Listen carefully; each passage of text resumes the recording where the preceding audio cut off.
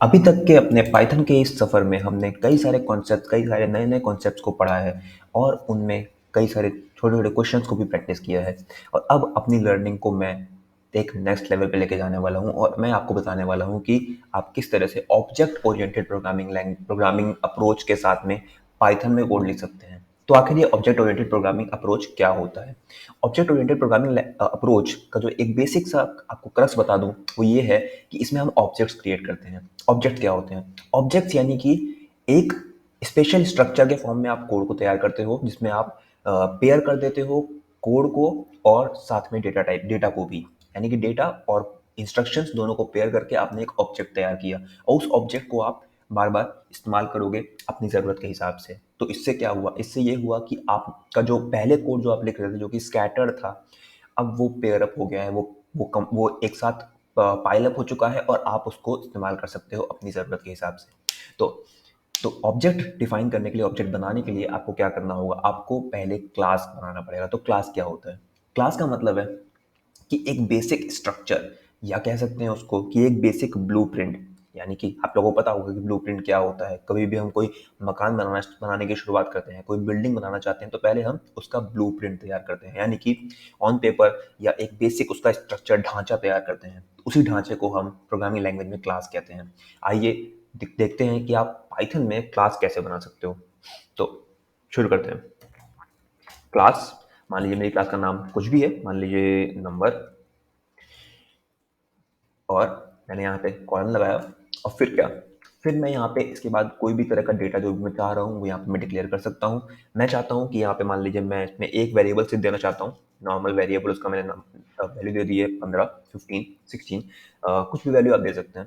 Okay, बस इतना ही syntax के साथ में आप क्लास को डिक्लेयर कर सकते हो। यहाँ पे आप जितने भी चाहो उतने वेरिएबल्स डिक्लेयर कर सकते हो, कोई दिक्कत नहीं है। y is equal to 17, z is equal to let's say 20, और msg message equals to hello, right. आप इस तरह से कोई भी क्लास को डिक्लेयर कर सकते हो, कितने भी लाइन। बस ध्यान दीजिएगा, क्योंकि इस प्रोग्रामिंग लैंग्वेज में यानी पाइथन में कोई भी ब्रैकेट नहीं होता, तो आपको इंडेंटेशन का खास ख्याल रखना होगा। ओके, चलिए शुरू करते हैं।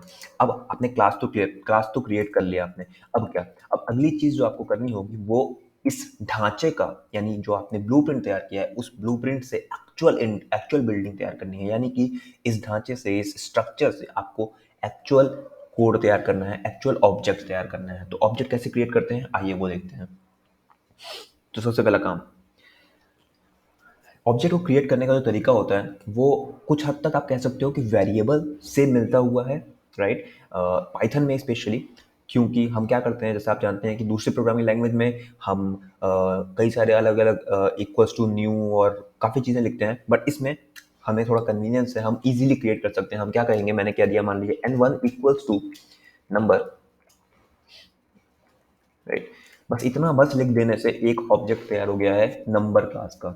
आइए देखते हैं क्या ये काम कर रहा है। मैं कहता हूँ अगर x, not x, n1 dot msg, अगर मैं इसको प्रिंट करता हूँ तो आइए देखते हैं क्या होता है। हेलो प्रिंट कर दिया है। इसका मतलब कि हम इस ऑब्जेक्ट का इस्तेमाल करके इस क्लास के अंदर जाके जो मैसेज है उसको प्रिंट करा पा रहे हैं। क्या ये दूसरे वेरिएबल के साथ भी काम करेगा? बिल्कुल करेगा, कोई दिक्कत नहीं। मैं n1 डॉट z लिखता हूँ और वैसे ही प्रिंट n1 डॉट x, कोई दिक्कत नहीं, ये वैसे ही काम करके देगा। क्या हम ऐसे ही और ऑब्जेक्ट क्रिएट कर सकते हैं? बिल्कुल क्रिएट कर सकते हैं। यही तो सबसे खास बात है क्लासेस की, ऑब्जेक्ट ओरिएंटेड अप्रोच की, कि आपने बस एक बार क्लास को डिफाइन कर दिया और अब आप जितने भी चाहें उतने इस तरह के ऑब्जेक्ट्स क्रिएट कर सकते हैं, कोई दिक्कत नहीं है, राइट। n2 इज इक्वल जो नंबर मैंने क्रिएट किया, और अब मैं अगर मैसेज पास करूंगा n2 डॉट msg, तो ये बहुत ही इजीली हमारा जो कोड है, यानी जो मैसेज है, उसको प्रिंट कर देगा। इसका मतलब हमने क्या सीखा? इसका मतलब कि हमने क्लास बनाना सीखा कि आप किस तरह से क्लास यानी एक ब्लूप्रिंट तैयार कर सकते हो, और उस ब्लूप्रिंट के बेस में आप जितनी भी चाहे बिल्डिंग उतनी क्रिएट कर सकते हो, उतनी बना सकते हो। बस आपको सिंपल ये सिंटैक्स फॉलो करना है, राइट। तो सिंटैक्स क्या है, मैं यहाँ पे कमेंट करके लिख भी देता हूँ। सिंटैक्स ये है, object name equals to class name और पैरेंथेसिस, राइट। बस इतना ही तरीका का इस्तेमाल करके आप आराम से अपना क्लास और उसके लिए ऑब्जेक्ट क्रिएट कर सकते हो, कोई दिक्कत नहीं है। ऑलराइट, मिलते हैं नेक्स्ट वीडियो में और दूसरे कॉन्सेप्ट को पढ़ते हैं क्लासेस के अंदर की, और एडवांस कॉन्सेप्ट को पढ़ते हैं क्लास के अंदर। ऑलराइट।